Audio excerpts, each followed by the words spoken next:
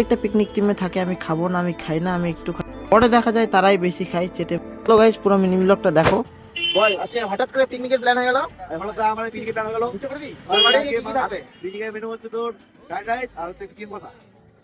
আগে স্যালাড করে নেবো। এখন আমরা যাবো হচ্ছে চিকেন কিনতে গাইস। তো চলো আমাদের সাথে থাকো।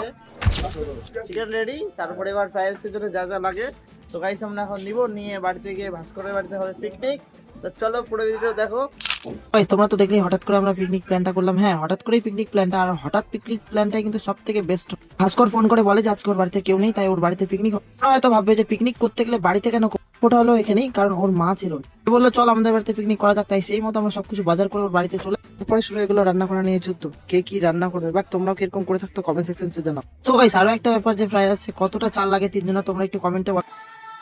আমরা বাড়িতে পিকনিক খেয়ে কত প্রবলেম, তাহলে বাইরে পিকনিক খেয়ে কত প্রবলেম তোমরাই বলো।